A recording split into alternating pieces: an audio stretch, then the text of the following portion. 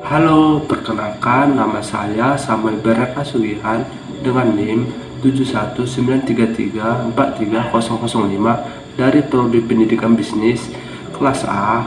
Di sini saya akan menyampaikan kesimpulan yang sudah saya jalani pada mata kuliah manajemen bisnis retail selama 1 semester ini.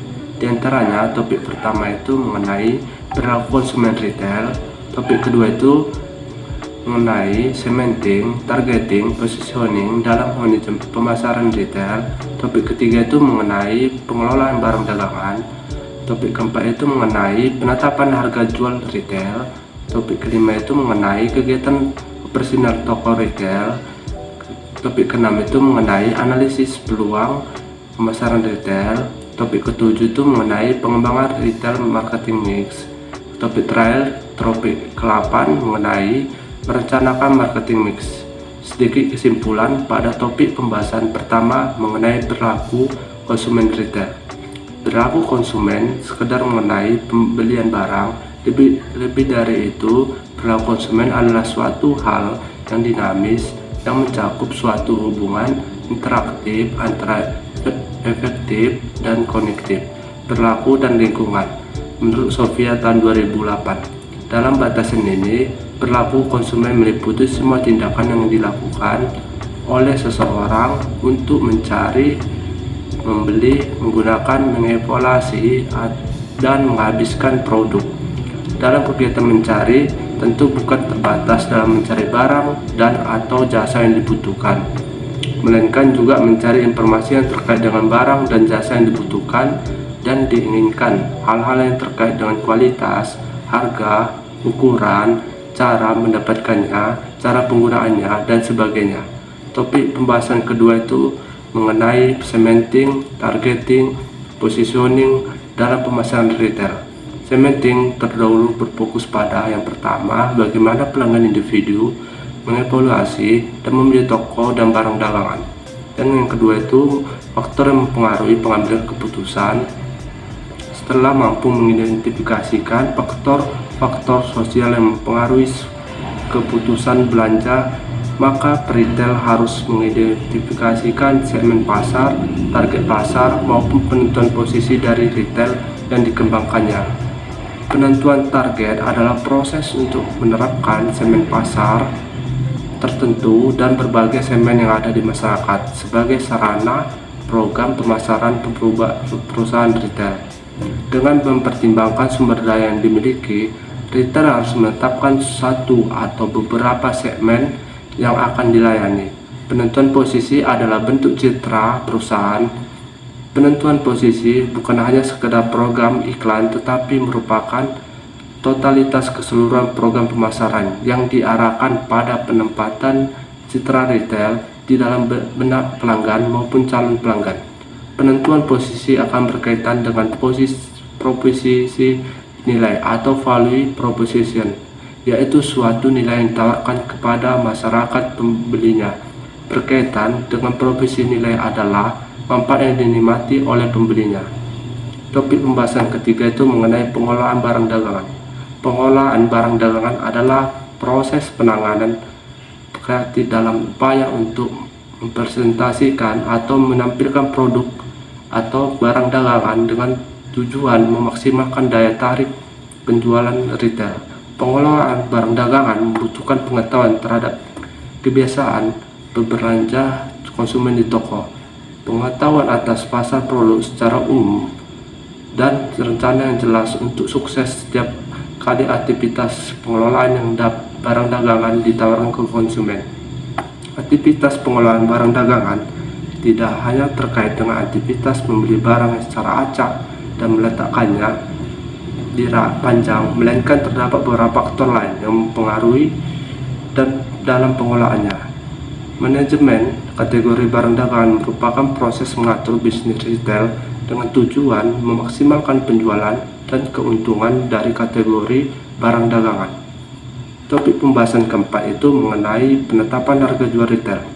Keputusan penetapan harga dipengaruhi oleh sederet kekuatan lingkungan dan persaingan yang sangat kompleks. Perusahaan tidak menetapkan satu harga tunggal, melainkan sebuah struktur penetapan harga yang mencakup barang-barang berbeda dengan dalam lininya. Struktur penetapan harga ini selalu berubah sepanjang waktu ketika produk bergerak melalui siklus hidup perusahaan tersebut. Perusahaan menyesuaikan harga produk untuk mencerminkan perubahan biaya dan permintaan dan memperhitungkan berbagai jenis pembeli dan situasi. Ketika lingkungan persaingan berubah, perusahaan mempertimbangkan waktu untuk melakukan perubahan harga dan waktu untuk merespon perubahan tersebut. Topik pembahasan kelima mengenai kegiatan operasional toko retail. Kegiatan operasional toko retail merupakan manajemen yang terkait dengan masalah efisiensi dan efektivitas implementasi kebijakan dalam memuaskan pelanggan, karyawan maupun pihak manajemen. Efisiensi dan efektivitas operasional manajemen retail akan sangat dipengaruhi oleh kebijakan dan keputusan yang diambil oleh retail dalam memuaskan banyak pihak, yaitu pelanggan, karyawan, manajemen maupun pemilik modal. Cara retail dalam menjalankan operasional bisnis retail akan memiliki dampak terhadap penjualan dan pada akhirnya berdampak pula terhadap keuntungan yang diperoleh oleh perusahaan retail. Oleh karena itu, keputusan di bidang keuangan juga merupakan hal yang penting dalam bisnis retail. Keputusan keuangan adalah komponen integral pada setiap aspek strategi retail. Topik pembahasan ke-6 mengenai analisis peluang pemasaran retail. Peluang pemasaran adalah peluang bagi retail untuk meningkatkan penjualan dan sekaligus laba dengan cara-cara yang secara umum memuaskan konsumen. Analisis lingkungan pasar retail yaitu pasar berupa masyarakat dan pesaing yang dikaji dengan metode SWOT yang populer akan menghasilkan pengamatan yang akurat tentang peluang-peluang pasar atau pemasaran. Peluang pemasaran yang dilakukan dengan cara-cara yang strategis menghindari diri dari sekadar peniruan atau latah.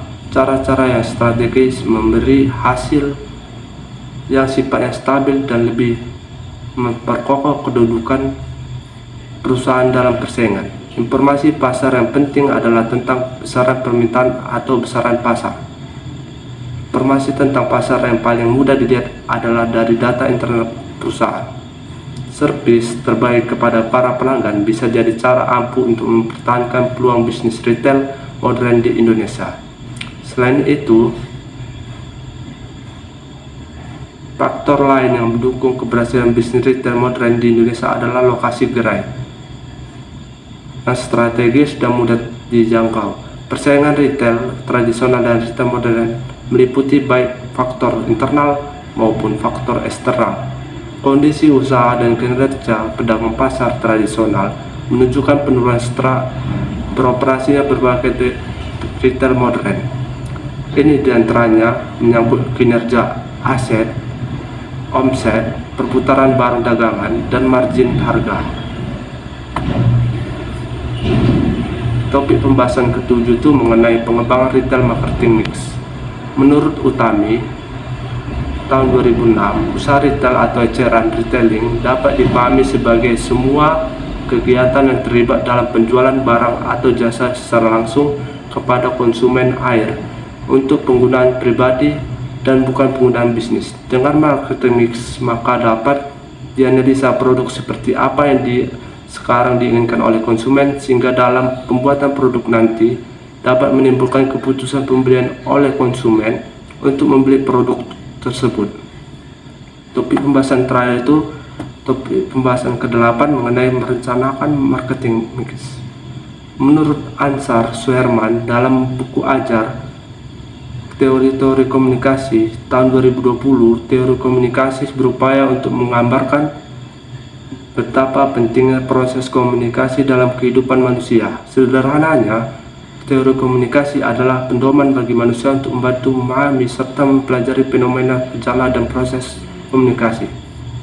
Suasana atau atmosfer dalam gerai berperan penting memikat pembeli, membuat nyaman mereka dalam memilih barang belanjaan dan mengingatkan mereka produk apa yang perlu dimiliki baik untuk keperluan pribadi maupun untuk keperluan rumah tangga. Suasana yang dimaksud adalah dalam arti atmosfer dan ambis dan tercipta dari gabungan unsur desain toko atau gerai, perencanaan toko, komunikasi visual, dan merchandising. Sekian kesimpulan pada materi ataupun topik untuk pembelajaran manajemen bisnis retail selama 1 semester ini menurut saya. Terima kasih.